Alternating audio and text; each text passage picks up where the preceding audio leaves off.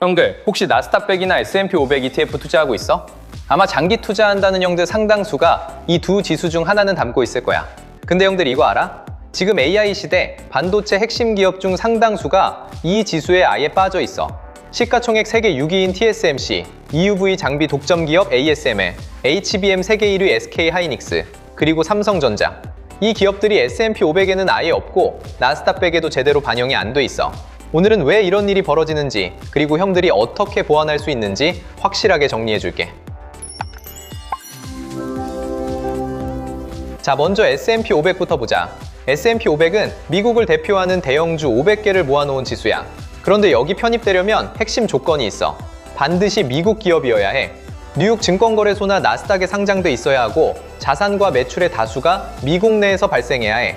시가총액도 227억 달러, 하나로 약 33조 원 이상이어야 하고 최근 4분기 연속 흑자도 필수야. 이 조건 때문에 문제가 생겨. TSMC를 보자.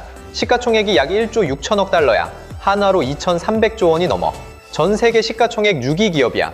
근데 TSMC는 대만 기업이야. 뉴욕 증권거래소에 ADR로 상장돼 있긴 하지만 본사는 대만 신주에 있어. S&P 500은 ADR, 그러니까 미국 주식예탁 증서를 편입 대상에서 제외하거든. 그래서 시가총액이 아무리 커도 S&P 500에는 들어갈 수가 없어. 이건 모틀리풀 같은 투자 전문 매체에서도 명확하게 지적한 부분이야. ASML도 마찬가지야. ASML은 네덜란드 기업이야. EUV 노광 장비를 세계에서 유일하게 만드는 독점 기업인데 미국 회사가 아니라는 이유로 S&P 500에서 빠져 있어. 삼성전자랑 SK하이닉스는 어떨까? 이 두 기업은 아예 미국 증시에 상장조차 안 돼 있어. S&P 500은 물론이고 나스닥100, SOXX, SMH 같은 미국 반도체 ETF에도 전혀 포함이 안 돼. 그럼 나스닥100은 어떨까? 나스닥100은 나스닥 거래소에 상장된 비금융 대형주 100개를 모아놓은 지수야. 여기서 핵심은 나스닥 거래소에 상장돼 있어야 한다는 거야. 뉴욕 증권거래소 상장 종목은 해당이 안 돼. 그래서 TSMC는 나스닥100에도 없어. TSMC의 ADR은 뉴욕 증권거래소에 상장돼 있거든. 반면 ASML은 나스닥에 상장돼 있어서 나스닥 100에 포함은 돼. 근데 비중이 겨우 0.6% 수준이야. 세계에서 유일하게 EUV 장비를 만드는 독점 기업인데 나스닥 100에서 비중이 1%도 안 된다고. 이게 무슨 의미인지 좀 더 풀어볼게. 자, 여기서 잠깐 AI 반도체 생태계를 한번 정리해보자. AI 칩이 만들어지려면 세 가지가 꼭 필요해. 첫째, 설계. 이건 엔비디아가 하지. 둘째, 제조. 이건 TSMC가 전 세계 파운드리 시장의 70% 이상을 장악하고 있어. 셋째, 메모리. AI 연산에 필수적인 고대역폭 메모리, HBM.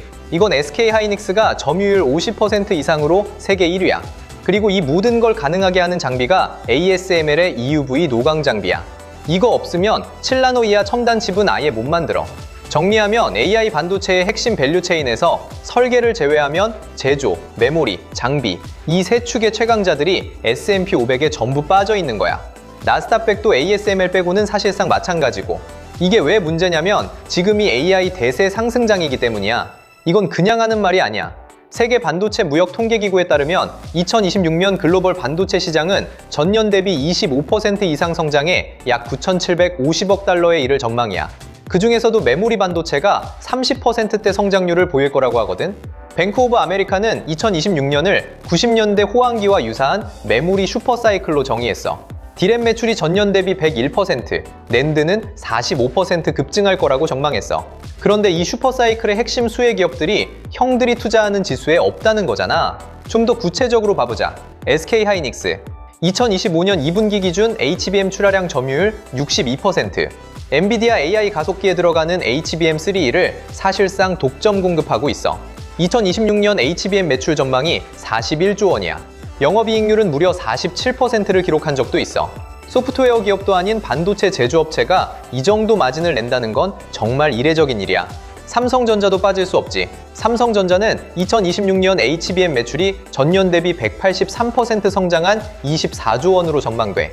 HBM4 시장에는 조기 참전이 예상되고 있고 부동 속도에서 강점을 보이면서 고객사 인증도 순항 중이야. KB증권은 올해 삼성전자가 327조 원의 영업이익을 기록해 엔비디아를 30조 원 차이로 추격하며 세계 2위에 오를 것으로 전망했어. 영업이익 세계 2위가 될 수 있는 기업이 미국 주요 지수에 아예 없다는 거야. 근데 형들, 이건 비단 반도체만의 문제가 아니야. S&P 500과 나스닥 100에는 다른 약점도 있어. 첫째, 미국 편향이 심해. S&P 500은 오로지 미국 기업만 담아 유럽, 아시아의 혁신 기업들이 아무리 잘해도 구조적으로 편입이 불가능해. 둘째, 기술주 쏠림 현상이야. 나스닥100은 상위 10개 종목이 전체 비중의 거의 50%를 차지해. 애플, 엔비디아, 마이크로소프트 같은 빅테크에 쏠려 있어서 진짜 의미에서 분산 투자가 되고 있는 건지 고민이 필요해.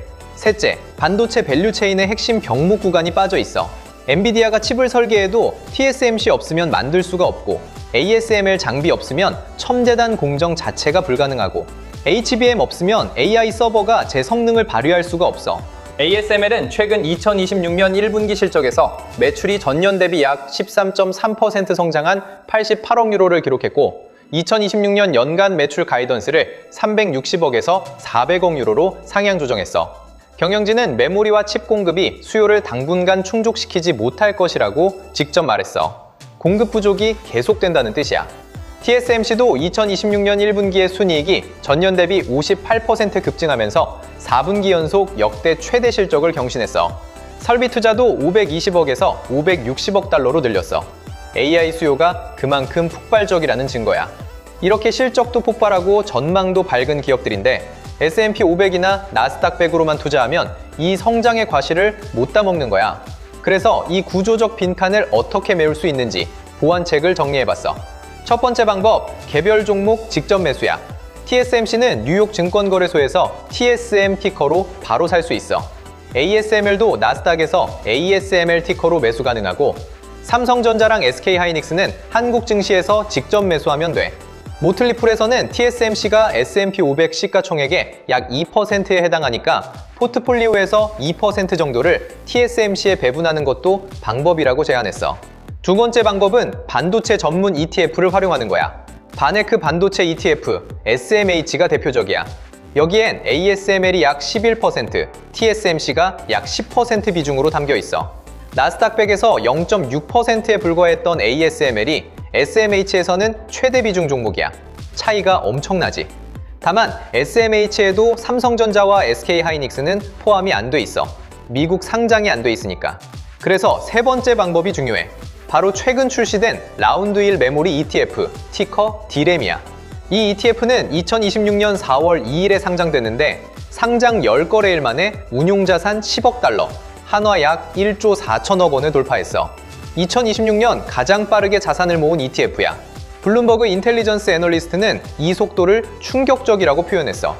이 ETF의 핵심은 마이크론 약 25%, 삼성전자 약 24%, SK하이닉스 약 23%로 구성되어 있다는 거야.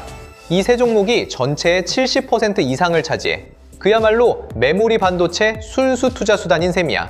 라운드 1 대표인 데이브 마자는 메모리 반도체가 AI 수요와 공급 제약의 교차점에 있지만 대부분의 미국 투자자들에게는 접근이 어려웠다면서 D램 ETF가 바로 그 단절을 해소하기 위해 만들어졌다고 직접 밝혔어. 실제로 미국 투자자들이 그동안 삼성전자와 SK하이닉스에 투자하려면 iShares MSCI 한국 ETF, 티커 EWY를 우회적으로 매수해왔거든. EWY에 올해만 62억 달러가 유입됐는데 이건 한국 시장 자체보다 삼성전자와 SK하이닉스에 투자하기 위한 수요로 해석돼. 네 번째 방법은 국내 반도체 ETF야. 타이거 반도체 탑10이 대표적인데 삼성전자랑 SK하이닉스 비중이 합쳐서 약 75%야. 한미반도체, 리노공업 같은 소부장 기업도 함께 담겨 있어서 한국 반도체 생태계 전체에 투자할 수 있어. 자, 그러면 정리해보자. 형들이 나스닥 100이나 S&P 500 ETF만 가지고 있으면 AI 반도체의 핵심 기업들을 구조적으로 놓치게 돼. 이건 그 기업들이 안 좋아서가 아니야. 지수의 편입 기준이 국적이나 상장거래소에 묶여있기 때문이야. 그래서 롱숙이 제안하는 보완 전략은 이거야. 코어 자산으로 나스닥 100이나 S&P 500 ETF를 유지하되 위성 자산으로 SMH 같은 반도체 ETF를 추가해서 TSMC와 ASML 노출을 확보하고 D램 ETF나 국내 반도체 ETF로 삼성전자와 SK하이닉스까지 커버하면 AI 반도체 밸류체인 전체를 잡을 수 있어. 특히 SK하이닉스는 미국 ADR 상장을 검토 중이라는 보도도 나왔거든. 만약 SK하이닉스가 미국에 상장하면 SOXX나 SMH 같은 반도체 ETF에 편입될 가능성이 높아지고 그렇게 되면 글로벌 패시브 자금이 자동으로 유입되면서 주가에도 긍정적인 영향을 줄 수 있어. 형들, 오늘 핵심을 다시 정리하면 이거야. S&P 500과 나스닥 100은 훌륭한 지수야.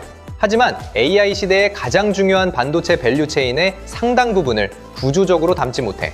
TSMC, ASML, 삼성전자, SK하이닉스 이 기업들 없이 AI 투자가 완성된다고 볼 수 없어. 코어 플러스 위성 전략으로 이 빈칸을 메우는 게 진짜 장기 투자의 완성이라고 볼 수 있어. 형들, 오늘 내용 도움이 됐으면 좋아요, 구독 꼭 눌러줘. 다음에도 형들 수익에 도움되는 컨텐츠로 돌아올게.